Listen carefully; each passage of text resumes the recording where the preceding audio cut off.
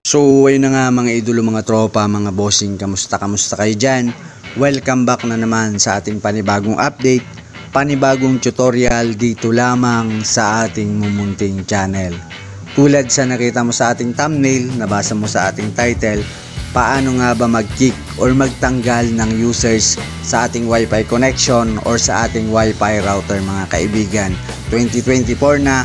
So kapag sobrang dami pa rin nakakonect sa ating wifi, hindi na natin nasusulit yung bandwidth speed na ibinibigay ng ating internet provider. Sobrang lagi na or sobrang hina na nung ating wifi connection sa kadahilan ng sobrang dami na kasing nakakonect na tao or users sa ating wifi router mga kaibigan. So paano ba natin sila matatanggal? So but before that, kung bago ka lamang sa ating mumunting channel, kung pwede akong makahingi sa'yo ng subscribe or kung deserve kong makahingi sa'yo ng subscribe, yan, maraming salamat in advance. Malaking tulong yan para sa ikalalago, ikaunlad ng ating mumunting channel. Kung gusto mo namang ma-shoutout, comment down below lang dyan sa ating comment section. Gagawa natin yan ng paraan, tropa, para ma-shoutout kita sa ating mga susunod pang mga content, mga tutorial. Kung gusto mo namang ma-notify sa mga susunod pa nating mga tutorials, tap mo lang yung ating bell icon para ikaw ang unang makapanood sa ating mga susunod pang mga upcoming na tutorials. So paano nga ba natin makikik yung mga unwanted or mga ayaw nating pakonikin ng mga users sa ating wifi connection? Napakadali lang yan. Siyempre unang step is kailangan nating malaman yung tinatawag na gateway IP address ng ating wifi. Paano ba natin malalaman yon? Siyempre connect muna tayo. Ayan. After nating makakonect, tropa, is pupunta tayo dito sa right side or sa setting ng ating wifi. Tatap lang natin yan mga tropa, and then kukunin lang natin yung tinatawag na gateway IP address. So ito siya mga kaibigan. Isusulat lang natin yan or isa sa ulo itong ating gateway address mga kaibigan. Ito siya 192.168.61.1, and then pupunta tayo sa anumang dedicated browser ng ating smartphone or ng ating Android phone. For me, mas madaling gamitin yung tinatawag na Google Chrome mga kaibigan. So open lang natin yung ating Google Chrome, and then dito sa taas is itatype natin mga kaibigan yung nakuha natin na gateway address mga kaibigan. So 192.168.61.1. So ang mga router mga kaibigan is may mga unique na IP address yan. So tingnan mo na lang tulad ng ating first step kanina kung ano yung dedicated na IP address or gateway IP address mo kaibigan, and then dito mo siya ilalagay sa search box ng ating browser or ng ating Google Chrome mga kaibigan. Then ilalagin lang natin mga kaibigan. So ayan. So nga pala mga kaibigan, kung hindi ka makalagin at hinahanapan ka ng username at password ng router mo, titignan mo lang to kaibigan sa ilalim ng mismong physical na router mo, nandun yon.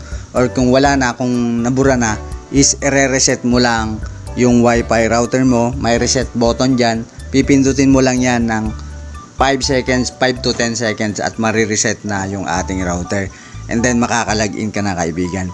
And then pagpunta mo dito sa ating tinatawag na dashboard ng ating router, isahanapin mo lang yung setting ng ating router. Pare-parehas lang naman mga kaibigan yung ating mga router. So hanapin lang natin dyan yung setting ng ating router. For me, dito sa aking Tenda F3 is nandito siya sa right upper part mga kaibigan. Tatap mo lang yan, and then pupunta ka lamang dito sa bandwidth control mga kaibigan. So hanapin mo lang sa router mo yung setting, and then hanapin mo yung word na bandwidth control mga kaibigan.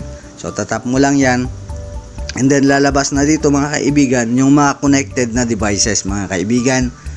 So para hindi tayo mahirapan is i-desktop mode natin yung ating browser, yung ating Google Chrome. Tatap natin sa right upper part yung 3 dot, and then pupunta tayo dito sa desktop site. I-check lang natin yung box mga kaibigan, and then magiging ang interface na ng ating router is para siyang desktop mga kaibigan. Then pupunta tayo sa bandwidth control tulad ng sinabi ko kanina sa bandwidth control.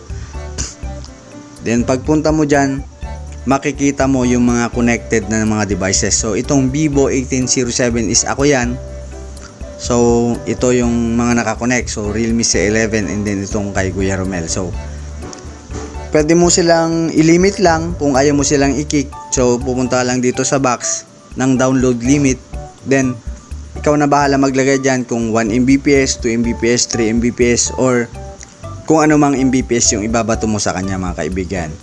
So kung gusto mo namang wala na talagang papasok sa kanya mga kaibigan is ilalagay mo dyan is 0.01 Mbps. So wala nang papasok na internet sa kanya kaibigan. So pasok lang tayo ulit.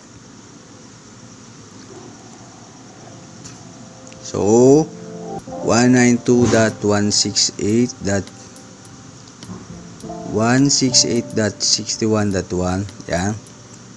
So yan, tulad ng sinabi ko, sa bandwidth control tayo pupunta.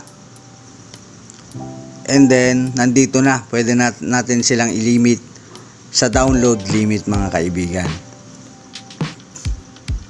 So kung itatap naman natin itong internet access, kung i-off natin yan kung makikita mo tong green na icon, kung i-off ko yan is totally mabablock siya mga kaibigan.